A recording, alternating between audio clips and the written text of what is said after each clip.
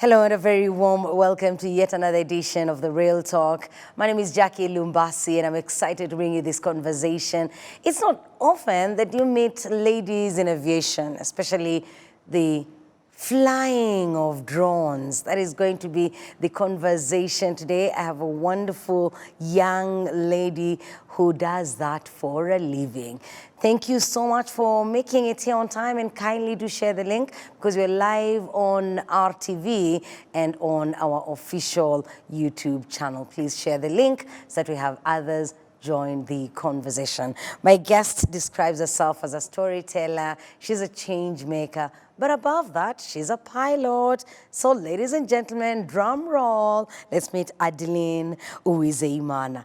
Adeline, it is a pleasure to finally see you. Pleasure to see you, Jackie. You know, you and I have talked for a while, chatted online for a while, then finally we get to meet in person. I love it. I know, it's been a year. Thank you for having me. You know, when you first reached out, yes, I felt like I have watched the show before. Yes. And then I saw someone inspiring and I was like, one day I will be on that show. And then when you reached out, I was like, not this soon. Exactly. Like, this is coming to pass. I know. Thank you for having me. The pleasure is all mine. Thank you so much for honoring our invitation. Yeah. So Adeline is our guest today. She's a drone pilot. If you have any question, any comment, as the show is going on, please have that online using the hashtag #TheRealTalk, and both Adeline and I will respond to you. Adeline, before you became the drone pilot, I want us to go back. I love to start the real talk with a backstory. Where did your story begin? Where were you born and raised? Are your parents in aviation as well? So give us that background story. Yeah. So I was born and raised in Gikondo, in a family of 6, me, my 4 siblings, and my mom. Beautiful. My dad passed away when I was 2 years old, so I kind of don't have a memory. Yeah, I was young. So it's just a normal family. It's not like I grew up with drones or the aviation. You didn't grow up with drones? No. You never had the opportunity to go to the airport because you're flying to see a relative? No. In fact, I haven't been yet in an airplane. No, you're kidding me. Yeah, that's the truth. Can you imagine? Yeah. Yes. But then... Let me tell you, even me, the first time I boarded a plane, I was way in my 30s. So I'm telling you. So you still have time. I do. Oh, I know yes. it's happening soon. It's happening soon, by God's grace. So I would say that I never ever dreamed of being a drone pilot. So being raised in that family, what did you ever dream of becoming? And then also looking at the schools you were attending, the conversations you're having with your mom. I don't know, was your mom highly educated, in employment, or was she just a mother finding her way around? Yeah, she has been a teacher back then in the 90s. Okay. But when I grew up, she was doing nothing, just raising me. She was a stay-home mom. Yeah, she was a stay-home mom. Yeah. And I would say she was really inspiring. And She's a teacher. I don't expect anything less. I remember back then in high school, I used to score well in other courses and fail in mathematics. And then my teachers would think that it's negligence, because if you can do well on other courses, why not math? But maths is not easy. It's easy, actually. No, it's not easy. No way. Because for me, I also used to be told that, you know, if you're performing well in English and other, you know, the art subjects, why not mathematics, biology? Oh, I'm not a sciences person, and I really, really suffered. But I also flopped, and because I never really struggled. I said, I'm not meant for this. I will not punish myself trying to pass. Oh, really? Oh, yes. So don't tell me mathematics is easy. It's never been. I think it's about the mentality. You could say that, maybe. Yes. So for you, things changed. You started performing well in maths. Yeah, actually, my teacher talked to my sister, and she told them that I neglected math. Yes. And then my sister didn't like punish me or talk harshly. She just said, no, Michela's kid perform bad on maths. Yeah. Everyone in this family is good at maths. Yes. So I felt like being left out if I don't perform well. So I started trying, and finally I did well. Fantastic. Yeah. And so from that, is it what now made you start thinking of pursuing the sciences field, going into drone or STEM, whatever? So I used to think that I would be a journalist. I love art. Yes. Yeah. So I thought I was fitted in there.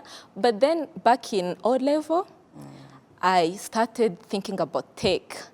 One day my brother brought a laptop and I started using the laptop and I felt like this is something I'm interested in. Yeah. And in high school, in O-level, we have to choose like what you want to study in A-level.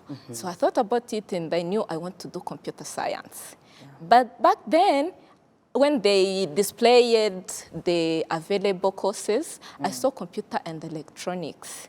And I was like, wait, so I can study the soft part and the hard part of the computer. I was like, this is everything I want. Wow. So that's how I applied for it. I had good marks, and then you were admitted, and that is what you studied. Interesting. The journey now, after school comes and goes, and you graduate, and you become a pilot. You know. Share that journey, and I imagine you, if you did computer and electronics, you are starting at computer. How do you end up with a drone? That's a good one. Share the whole, just don't lose us along the way. Share that whole journey. When I first got into class, I was dealing with computers. I thought that I would be maybe a hacker who knows how to do well with soft and the hard. But then when I got there, it was more of electricity, electronics, and we would have like 4 hours of informatics, and at first I was really disappointed, but I had nothing else to do. I had to keep going. And I remember one day having a conversation, and everyone was saying, in college, I want to do this, I want to do this. And one girl said, I will do electronics engineering. I looked at her like, are you serious? Yeah. Because I used to think it's a big thing, something a girl cannot go in willingly. Yes. So I was like, are you crazy? She was like, that's what I want to do. And I said, around how old I could never do that. Like at what age? It was like at 16. When everyone says, I want to be a teacher, a pilot, or something, this one wants to do electronics engineering. I know. Yeah. I was like, over my dead body, I'm doing electronics engineering. Yes. Yeah. It's not something you're ever going to consider. True. And then I have started like writing stories. I could write fiction stories and read it to my friends, and they enjoyed it. And they started dreaming of being a movie star, a writer, an actress. So that was everything I had in mind. Yes. And then after completing high school, I applied for multimedia in IPRC.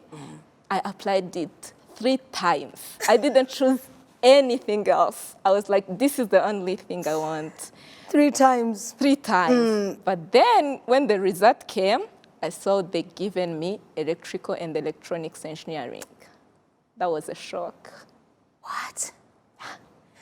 The one thing you're trying to run away from, what did that mean for you? It was like, I felt like I was struck by lightning. God, I can imagine. But then, so I decided I have choice. I'm not going to go to study this. Yes. So I told them. That was at IPRC? Yeah. It was at IPRC Gishari. Okay. Even the school, that was the first time that you're hearing of Gishari? Yeah, I was like, where is that? And I was like, okay, I'm not going anyway.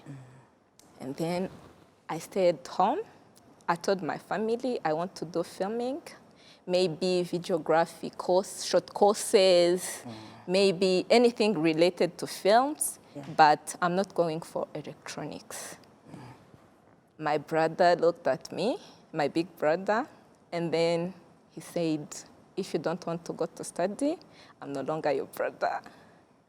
My sister also was like that. And I told them I'm still young. I was 21 by then, Yeah. but I was claiming to be young. Like, I'm still young. Give me the No, time. you are young. But also, and the other thing, why were they insisting on you studying what they wanted and not what your heart wanted?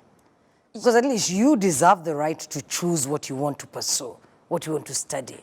Why were they forcing it on you?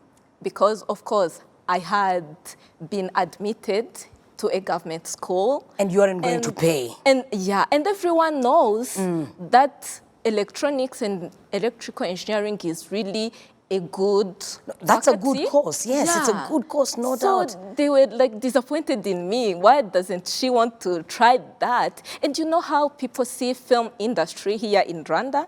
It doesn't have a good image. Until today, I thought that was Yeah. the case back then, but even today they still view it like that. Yeah, some people. Yeah, think that you're not going to achieve anything in filming. So they want that. And everyone was like, you have good grades, you know how to study, why are you afraid? Yeah. So I was like, maybe if I just wait for a year, they won't let me sit here for a year. Yeah. They will let me go do my short course. Yes. Yeah. I said I'm not going.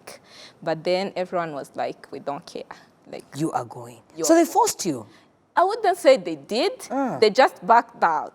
Like, I'm no longer your sibling. Can you imagine? Do whatever you want, but don't tell me. Yes, I have disowned you. Yeah. So you remained alone in the family. In the family. That must have been very lonely. And my friend went to school, and she would call me and say, can you please come? I'm all alone. Yeah. So I felt like maybe I can go and see. And then when I went, first year, I was really bored, applying for scholarships, trying just trying to somewhere find your way else. out. Yeah, but it didn't work. And then I had to pursue the course. Yes. But looking back then now, I'm glad that they pushed me to it. Yes, because it led you to where who you I are am today. Yeah. So then, while you're studying computer and, electronics and engineering, where does drone come in? Because now I'm waiting for the journey, the point where you now become a drone pilot. I would love to hear that. And did it happen at IPRC still? No. Your IPRC Gishari? Yeah, I went to IPRC Gishari. Yes. But then I didn't know that I would become a drone pilot. I was lost. Yes. I didn't know who I would be or what I would do. I couldn't think of anything since I was not interested in the field. I couldn't even do the research. You were not even seeing the future. There was nothing in this. I was just studying to just study. I was just being there. Yes. For the sake of being there. I had no future, no vision. But one day, I was in Girls Leaders Forum, and one day there was like UN Women kind of event. And then when we went there, they brought women in Rwanda doing a lot of things, and there was Esther Mbabazi, the pilot. Yes. And then they shared their journey, and I was interested in Esther's journey. And after then, they gave us a chance to talk to anyone that we are interested in. Yeah. And I joined Esther, and she shared her journey as a drone pilot, And I felt like, that sounds interesting. I think I could be one. But a pilot. Yeah, a pilot. Yes, airplane pilot. Airplane. I even applied. Okay. In Akagera. But then I was not selected. But that triggered my curiosity. Yeah. And later on, after completing my college, I saw an announcement at Caris announcing, like, someone shared it to me. This is a job opportunity. As I was applying everywhere else. Yeah. And then I saw it. I felt like, I fit in this Exactly. profile. This I can try. Yeah, and then I was like, okay, finally I can be called a pilot. Even if you're not flying some big bombardier something, you're flying something.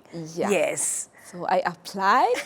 Actually, like, there was one requirement that I didn't have, but I was like, I don't want to lose this opportunity. So I texted them, can I still apply even though I don't have this? And by that time, had you ever seen a drone? No. You had never seen it, never touched it? Yeah. But you had the confidence. Only on TV. Yeah. You know, there is a show on TV where they talk about drones. Well, I've seen a few videos online, but not a TV show per se. There is something, it's like kind of, it's called Dibikoravite in Rwanda, and then they talk about drones. Yeah, how the drone works. Yes. That's when I saw it, but I didn't know anything. And then I saw it, I could feel like the photography. I did the research about the company, and I could see what they do. And I was like, you know what? I wanted to do filming, and still I can do it with a drone. I felt like that's everything I have ever wanted. Yeah. So I applied, did all the exams, and I passed, and here I am. What does it take for one to qualify to become a pilot? Do you have to do so many hours of flying the drone? How was your experience the first day you flew that thing? God, that is quite a journey. Share that. So When you went to Caris, yeah. how was your experience, your early days, you touching this thing for the first time and flying it? So when you get to Caris, you cannot just take the drone at the moment and start flying. You have to go through courses, you have to do theory courses, you have to do simulation to get used to the drone. And then we did that, the trainings, online trainings, and then we did the simulation. We were also trained to fly practically on the field. And after then, they give we do the exam. Like, we start with theoretical one to obtain a certificate. After getting the certificate, then you can apply to the civil aviation to also get the certificate from civil aviation, and then you can start flying by then. But it's not like something simple. Yeah. Yeah, you just have to study about like the geography, airspace, meteorology. You know, it's a lot of It's a lot of work. Yeah. How long did it take you? Just like 3 months. 3 months? Taking all those things in? Yeah. Oh my God, you are brilliant. And then, so how many certificates do you need? By the time you are able to fly, by the time they recognized you and said you're able, because I'm sure in those 3 months of studying and graduating, fine, you have gotten the basic knowledge you need, but how long did it take after that for you to be allowed to fly that drone? Because I imagine if you're not careful, accidents could occur, you could injure yourself or somebody else. If you can just educate, I don't know drones that well, I will not lie to you. The few times I've seen them would be at events at Kigali Convention when they're being exhibited, but I don't know much about drones. You know, there are rules and regulations that govern the drone operating.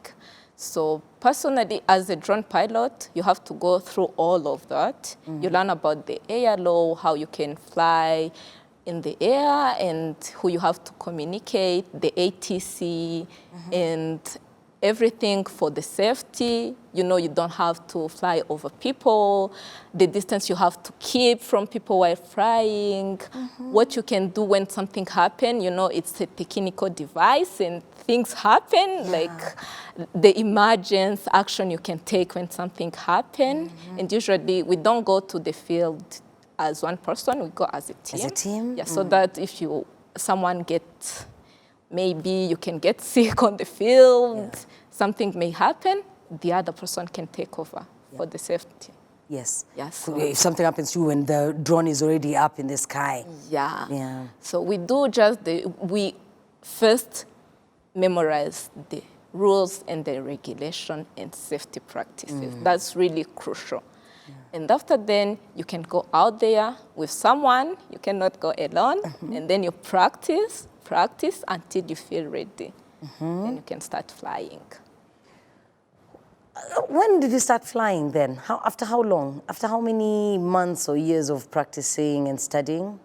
When you look at it in total, was it a year? Was it one and a half? I think it's a year. Less, huh? Maybe months, maybe 9 months. I used to go to the field with the other person, But I think after maybe 9 months, I Okay. started being, you know, we have like the pilot in command, and you are responsible for that certain operation. Yes. So I started being that like after 9 months or something. All right. So it's just like a normal airplane. There's a pilot and a co-pilot. So same for you, yeah? Yeah. Let's talk about drones, the rules that govern drone operation and piloting of the drones in Rwanda specifically. Is it very hard for one to get the qualifications, certifications, and permissions to fly the drone? How is it in our country? And the reason I'm asking this question is because somebody is watching this program and maybe they do films, they're based in America or someplace else around the world, they want to come down and they want to come with their drone. So if you can just share that so they come knowing how easy or complicated it is. You know, the process is easy, but the issue is a lot of people doesn't want to look for what they need to fly drones before flying. They feel like it's something if I know how to fly, they feel like it's recreational thing. They just have to take off. Yeah. But it doesn't work like that. So the civil aviation have rules and regulation, and everything you need is there on their site. Like you can find everything you need to fly a drone here in the country. And really it's easy as long as you know like the rules and the regulations, you have the certificate, and you ask for the clearance. And I'm not sure, but I think you have to be Rwandan to fly the drone. Okay. Because then how will you know the restricted zones? Yeah. You know. And so meaning if someone is coming from out of the country, they would have to work with a Rwandan who knows the rules and the regulations. Yeah, I wouldn't. They will still get the permission, Yeah. but they must be accompanied by a Rwandan. I think, I'm not sure. I wouldn't Okay. say that surely, but I Yes, think. but you think so. Yeah, I think so. That you Yeah. need a Rwandan, because like if you came today and Yeah. you want to fly, how well do you know our regulations? That's true. How well do you know the area? Yeah, yeah. You need to find somebody who's experienced, somebody who's knowledgeable. Yeah. You know, I was just thinking on the second thought, when you are going out to your kind of work, do you need to specialize on what kind of drone work you're doing? Because there's flying the drone to deliver something. And drones also come in different sizes. They come in, at least that much I know, they come in different sizes. So we have these small drones that could be used to cover a small event. Then you have a big one that maybe will cover an event. Then you have maybe an even bigger one that could cover, what do they call it? A campaign rally. And then probably you have another one that is used in the agricultural space. What is needed for those different categories of flying? Do the same rules apply, you know? No, like not the same rules apply. Like you have some certificates, you are allowed to fly only maybe 1 kilogram of a drone that weigh 1 kilogram. At the certificates, you have to maybe go for the one that weigh 35 kilograms. So it depends with the certificate, but it's not a big deal. If you can fly the small one, you can even fly the big one. You just have to have the required certificates. All right. To comply with the rules, Yeah. and then you can fly. How big is the biggest drone? How much does it weigh? The biggest I have used personally, Yeah. it's more like 25 kilograms. It's the spraying drones. We are doing the activity of malaria spraying in the marshland. I don't know if you have seen it. I have seen it, yes. Yeah. The last time I was at an event, that one I was telling you about, I think that's why I was told about the malaria spraying, yeah. Yeah. So, That's the one that you have flown. yeah, that's the biggest I have. The biggest that you have flown, around 25 kgs. Take us through preparation for such an activity. And you know, when we say you're going to fly the drone, how does it look? Is it plastic? Is it metallic? I have an idea. I have seen it. But for the benefit of somebody who's watching and maybe they haven't come across a drone, they're interested in it, but they don't know. When they get to it, will they see it's made of plastic? Is it made of metal? And then when you say you're going to spray, is there a place in the drone where you fill the medicine, or do you put it in a different container, then attach it on the plane? So that preparation before you go out to the field.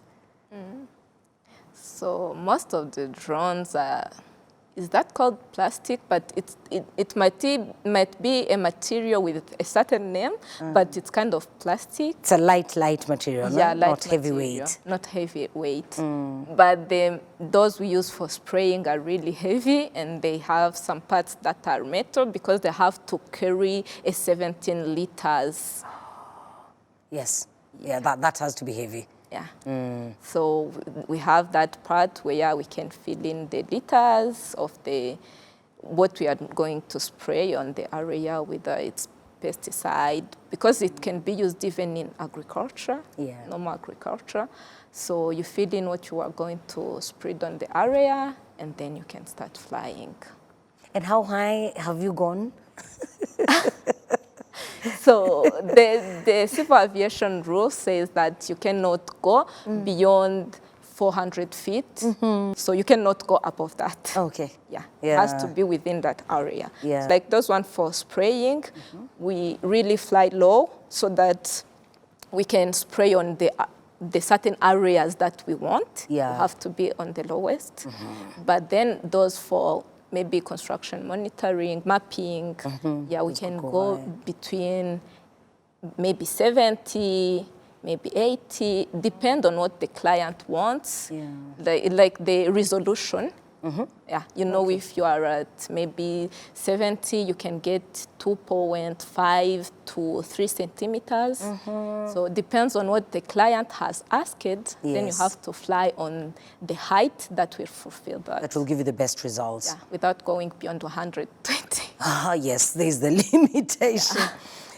Describe a typical day for you. Typical day at work. When does it start? When does it end? What do you do in between? Do you wear a uniform like Esther Babazi and her colleagues? We don't. You don't? Yeah. We wear jackets. So describe for me a typical day, your day as a drone pilot. As a pilot, let me just call you as a pilot. When does it start? What do you do during the day? When do you go to the field? And how does it end? So I wouldn't say that there is like the exact time. Let me start with, because I have like 2 different days. The day of going to the field and the day I don't have the field work. Good. So when I go to the field, depends on the area again. If it's the countryside and I think I need to be there early, I have to wake up early and depend on the arrangement. Yeah. So let's say it's in Kigali. I wake up and come to work. Like regularly it has to be at 8. And then when you reach there, you see if all the papers are there, because there has to be papers. Like, what papers are these? It's papers like, for the day's work? No, yeah, like you have to apply the permit to the civil aviation, like to request the permission to fly. Like I'm flying on this certain area, so you check to see if you've been granted the permission, if it's there on paper. So other people does that, and then they share with us, like this is the paper, you can go to fly. And they talk to the to the security people, and then that's the people that give us a go-ahead. The security people have to be informed as well? Yeah, you have to inform security. Gosh, okay. Yeah. And then when they confirm, they give you a go-ahead. You can go and fly. Usually we fly with also the security people present. Wow. So, and I think it's a beautiful thing because some people see the drone and like, are you flying the drone over my property? Yeah. What are you doing? They would have an issue with that. Yeah, and the security people, when they see the security people, they go easy. Good. Yeah. So, and then you can go to the field and carry out the operation. If it's the spraying, you spray the area you're given. If it's the construction monitoring, you capture the image, you do the mapping. And after then, we have some softwares that you can check that your data are accurate. What you wanted is what you have captured. And after verifying everything is fine, you can head back to the office and deliver the data to those in charge of processing. But before then, I forgot that you have to do like the site survey, you have to calculate the risk, and be sure like I'm going to go to this site and the risk is low, so I can fly in this area. Sometimes, if the risk is really high, you shouldn't fly. What would be some of the risks that you anticipate? Maybe a lot of radio frequency signal, like, that area couldn't be a good one. Like near telephone masts. Like it could cause the interference. And what else? Some risks like the power lines. Power lines? Yeah, the area with power lines. Like you have to inform yourself before, and you know trees, the height of them, the power lines, the radio frequencies. Does the weather matter? It does, a lot. Okay. So you have to, that's why I said meteorology. Yes. You have to check the weather. Okay. And you have to know, like, will my drone fly when the battery is too hot? Would it be okay to fly if there is maybe snow? Luckily, we don't have that here. Oh, yeah. Thank God. So, can it fly when it's raining? But can it fly when it's raining? No. Can't. Yeah, it can, but you know, some areas are not really fully closed. Like, what if you get water on your boat? Yeah. Yeah, that could be a huge issue. So it's better to you're not advised to fly while it's raining. Yeah. When you look back at your journey, where it started and where you are today, I'm sure you love what you do. What makes you wake up in the morning? What motivates you? And in that moment where you're quiet in a corner, what do you tell yourself about the journey you've traveled so far and what lies ahead? Because from your experience, somebody that is watching, if they're considering joining this space, they want to pursue the same career path, your experience will give them some bit of learning. So when I sit down, I tell myself, look at where you've come from. Like, you never expected this.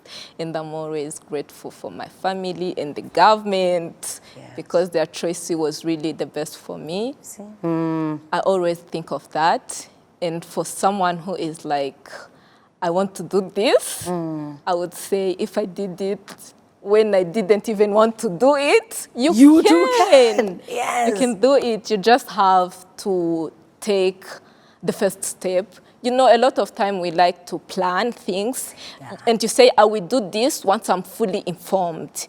Oh, another big issue nowadays is like the victim mentality. You're like, if I don't have someone to push me, then I couldn't get there. And when you see the job announcement, you're like, I cannot be selected. Yeah, like who really? They're just advertising for the sake of advertising. I know. They already have picked people, so I will not even bother applying. Exactly. That's the very worst mentality.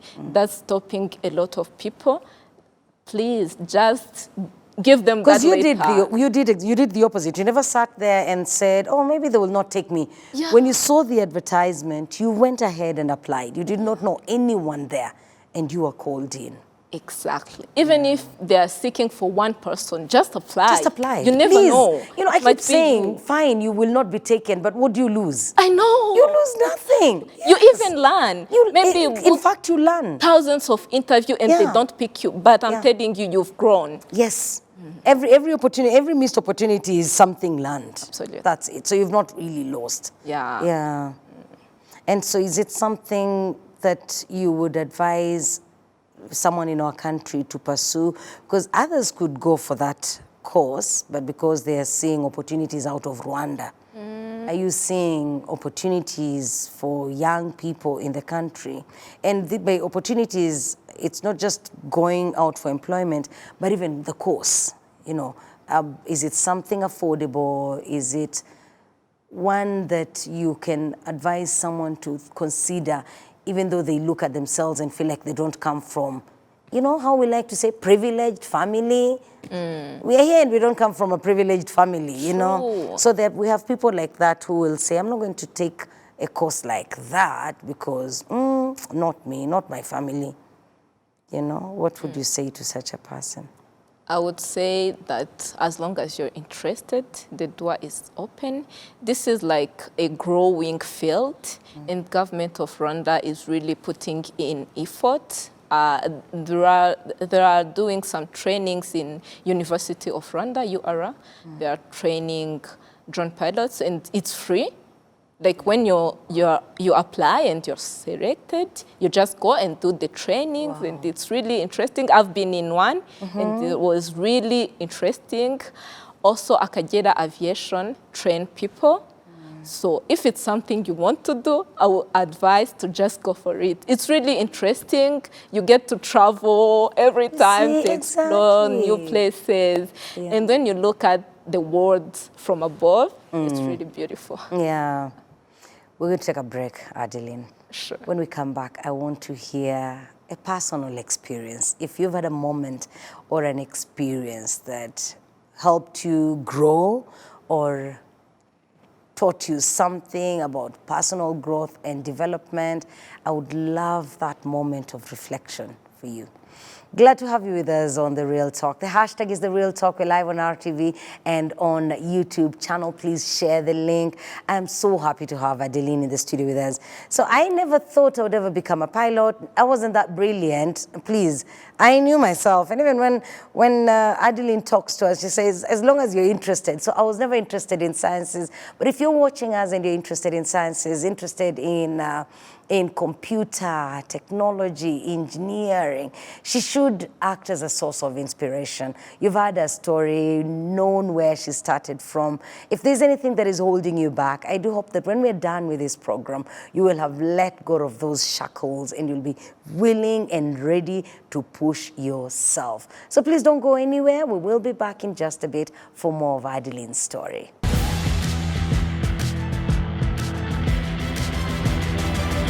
Welcome back to The Real Talk. It is a pleasure to have you with us. My name is Jackie and our guest is Adeline.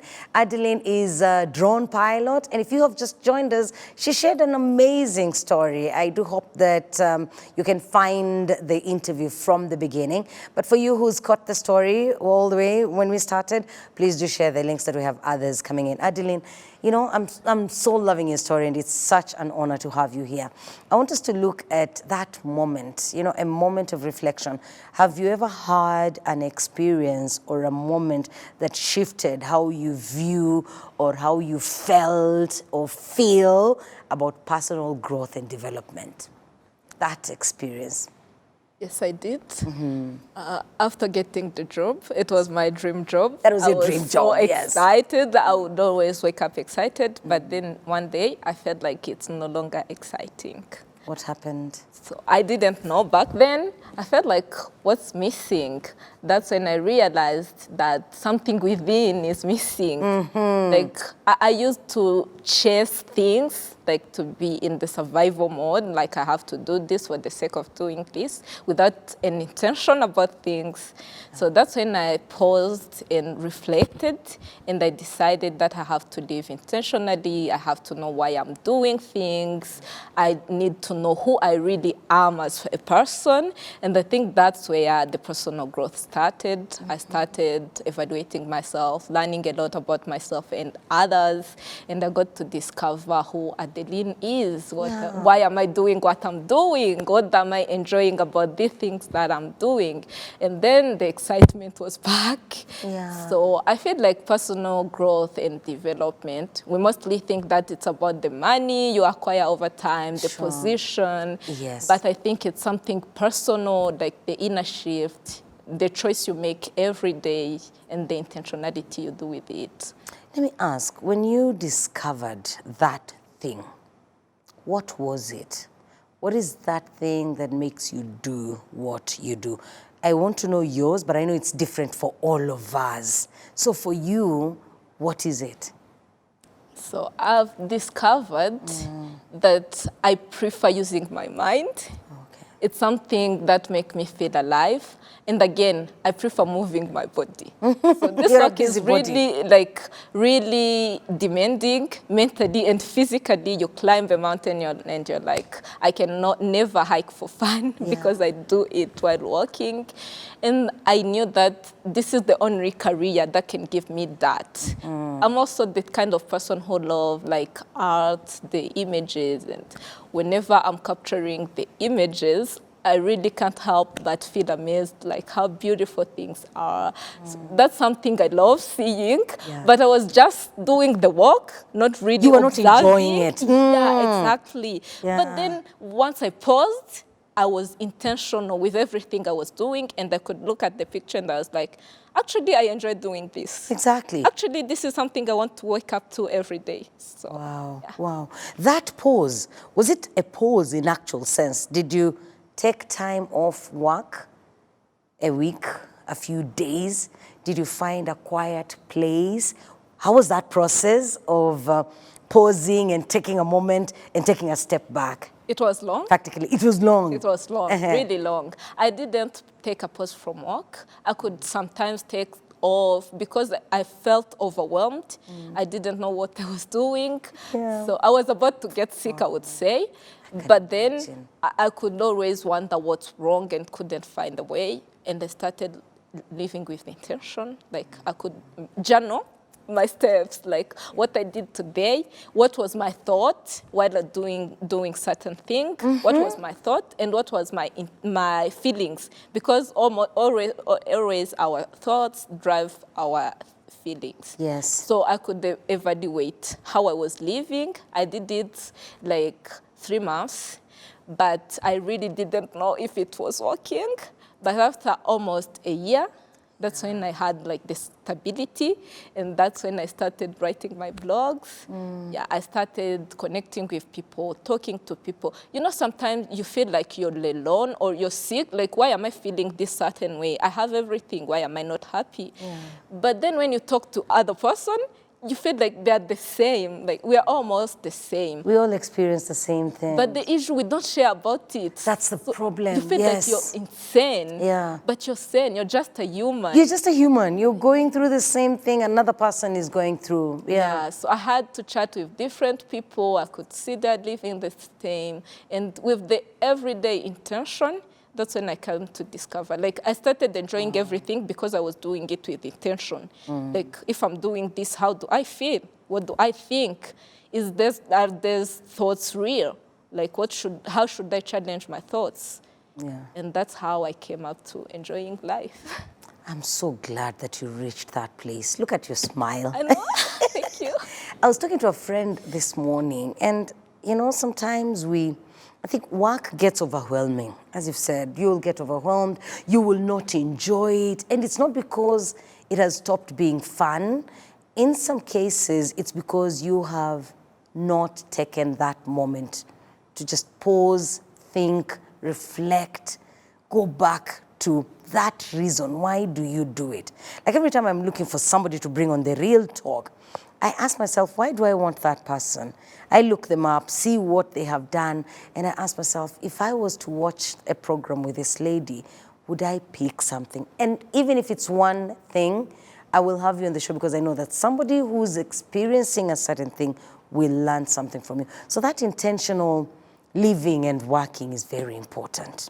And you know, as women, we like to, in a male-dominated areas, yes, like yours. We tend to want to show that we can. I know, we're always trying to prove a point. Exactly. Gosh. And later I realized that I don't have to do that. You don't owe anybody that. Because I was able to do this, then it has to come from inside instead of trying to impress or to show that, like making it as a competition. Yeah. Yeah. So. You're amazing. You're amazing, Adeline. And thank you for bringing that up, specifically for women. Because as you've said, when you're placed in a male-dominated field, you want to overwork yourself, you want to compete. My God, sometimes that is where you get drained. Exactly. And unproductive. Exactly. Because you're working for different reasons. Let's go back to 2023. Something special happened. And I want to know how that period changed your life. Unleash global talent. Share that experience with us. How did you end up being picked? How was that experience? Yeah, so my colleague at work saw the announcement and he shared it with me. And you always have people sharing things with you. I know, I have good cycle. That's what they call the support system, you know? Actually, everyone needs that. Yes! Yeah. So he shared the news with me. I saw it and I was interested. Yeah. I love adversity and I felt like this is something I can enjoy. So I applied and I was put on the wait list. My heart was broken, like wait list, that means a no. Yep. But then later they reached out like, you can now join the Unleash. And I was like, really? So I joined and it was really an eye-opening time. We spent like 5 days, if I remember well.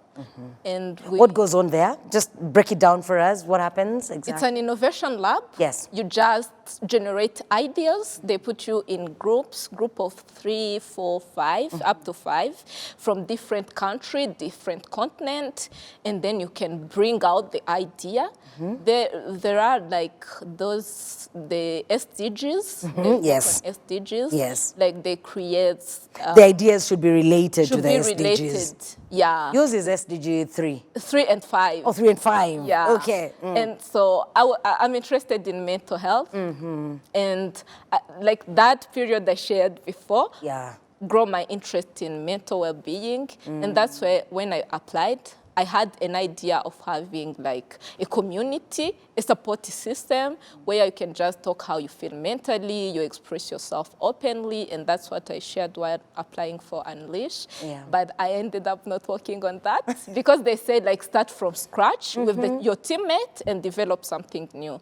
And so all of you as a team, you each are coming with different ideas. Yeah. So you bring in there, share your ideas, and then you will pick one that you're going to run with as a team. Is that what happens? Yeah, exactly. Okay. And then they help you afterwards. Do they now support you to implement that idea that you came up with? Or does it end with the 5 days? It ends. With the 5 days? There are some projects that wins, and then they can support them because your project competes. Oh, but yes. if yours didn't win, then you're on your own. If you want to continue pursuing it, that's okay. Yeah. So they even have like the after lab, something, I don't remember. It's like, I don't remember well, but there's a post. Yeah, there is a post. Like you can apply your project. If as a team you're still together, you can then apply, and then they can follow you up, and then maybe your project can. Wow, yeah. When you look at that season, what did it teach you? Your experience interacting with people from different countries, different continents. These are strangers. You've been brought together with them, but you're learning from them, they're learning from you, and you have other people that are teaching you as well. What are the lessons that you learned from this experience? Firstly, I learned that our problems are universal. I used to think that, you know, when you think, like, what is happening in Rwanda? Why things are like this? But then when you share with others, they have the same issues. The teenager pregnancy is there. Yes. And then I learned that it's universal. Yeah. But we have the chance, like we are capable of making the change. We can implement something, we can change our community. We don't have to go big, we can just start where we are. Start where you are with what you have. Within our village. Yes. You can start just being good to people and you can grow from there. I also discovered a lot about myself. I used to think that I was an introvert, but when I got there, I realized that you're not. It was a beautiful experience. I would never describe you as an introvert. Yet I'm only meeting you for the first time. I thought I will. I used to be. No. Not at all. When you look at the young people of Rwanda, people that you interact with, people that, whose stories you hear, what do you think holds us back? Because as you've said, our challenges are universal. So what do you think holds us back? What is it? Is it us as individuals? Is it our culture? Is it our education? Is it the society? What's your feeling? It is us plus the society. Us as individuals. Us as individuals. We talk ourselves down. Exactly. Yeah. I feel like as young people, we've victimized ourselves. Like nowadays, there is no opportunities. Like who I am to be chosen, who I am to be given a chance. But if even our president said that the opportunity will not find you in your room, you have to go out to find it. Yep. But then we sit and wait for the opportunity to come find Come us. find you in your bed. How? Yeah. And again, our mental, we are like stuck. Like there is a lot of unemployment. Yes, the issue is there. But does that make me just sit right here? Because the problem is worldwide. No. Yeah. Because some people, even if they are few, they are working. So why not? That's true. Maybe you can sit while dedicating yourself, while discovering yourself. You can even, I have a friend, she can like text a CEO. If she's interested, she can text. And I saw your company, I saw that you do this, and I think this thing, you are not doing it well. I think I can help. You see? And always the CEO She's would marketing say, herself, and the CEO will get back to her. Yeah, please come, let's talk. They would always give her time because she mentioned, I have this, I can help you. Yes. I feel like it's kind of mentality we could have, like educate ourselves, know what we can offer to our community, and then go with that. And take that first step yourself. Exactly. Because as you said, opportunity is not going to find you in your bed. And the same applies to people. People are not going to help you if you're not helping yourself. True. You just put yourself out So there. if you're seeing, that example you've given of a friend of yours is perfect. You've seen this company, there's something they're already doing, but you have a feeling they can improve it. Find a way of communicating it to them. By the way, even at that time, do it not because you want them to give you that opportunity. Say, yes, I can do it, but be willing to let them go to somebody else to help them improve it. You'll have helped the community. True. In one way or the other, you will have. How do you see the future of your space, your drone space? Looking at how far we've come, the support from the government, civil aviation. When you look at 10 years from now, what do you see? It would be amazing. It will be amazing. Yeah. There is a lot of improvement, and I feel like everyone knows about the field. When we go out in the countryside, you will find even a 5-year-old kid saying, "Look at the drone." And I'm like, They even know did the you know the drone? drone? Yeah. And the parents would see, they're flying drones. It's a girl. You can do it too. So I feel like in the future, it's a field that's growing really faster. We would be seeing drone delivering things to us, and yeah, it's advancing. Yeah. Anything that needs improvement? You know, we don't have any perfect situation in the world. So when you look at our space, it could be the regulations, it could be the working environment.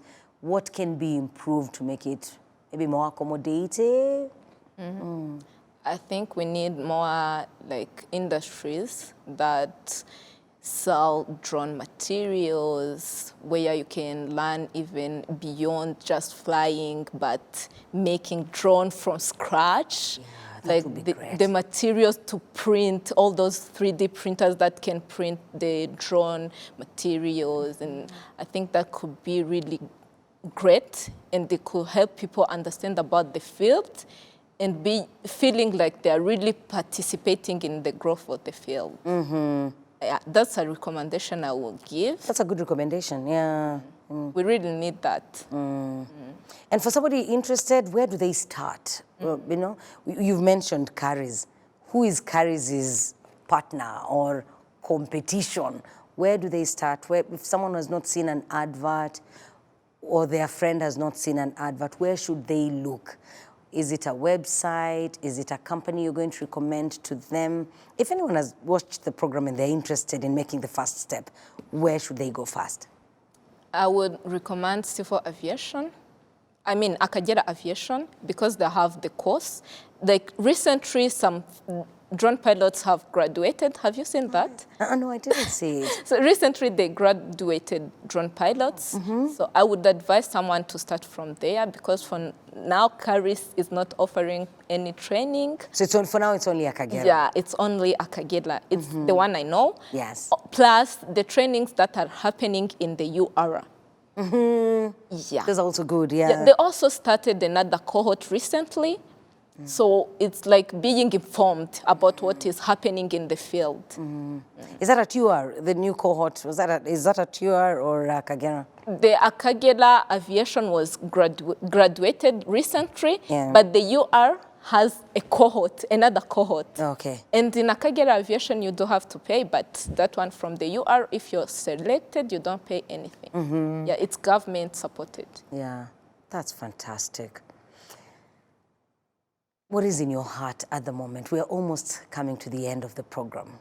And when you are coming in today, I'm sure you thought, maybe if Jackie asks me this question, I will respond like this. First, throughout the conversation, is there a question you feel like I left out, which I should have asked you? That's a good question. Is there something you feel is missing? Okay, I think we had the great We've covered everything. We've covered everything that's there for good. the audience to know. And Yeah. I think everyone who has watched this have gotten something. Sure, I'm sure they have. I have personally learned so much. Yeah. And if they need more information, they can reach out to me. I'm always ready to help. I'm always ready to mentor. If someone wants to enter the field, I'm open to. And thank you for the conversation. The pleasure is all mine. When Adeline says she's always open to sharing and available and willing to mentor, you should find out her LinkedIn profile is very good, Adeline Uwizeyimana. Adeline, if somebody chooses to forget everything that we have said today, what is that take-home message? What is that message that you want them to remember? One thing for sure, personally, that I will not forget is that moment of silence, that pause you took to ask yourself serious questions. That I will not forget, for sure. But if there's any other thing that you want to share so that our viewer has a powerful message from this conversation, what would that be? I would tell everyone that is watching, please don't be a victim. Show up as you are. Don't try to be perfect. Just be you. And remember to not overwork yourself. I love that. Take care of your mental well-being. Wow.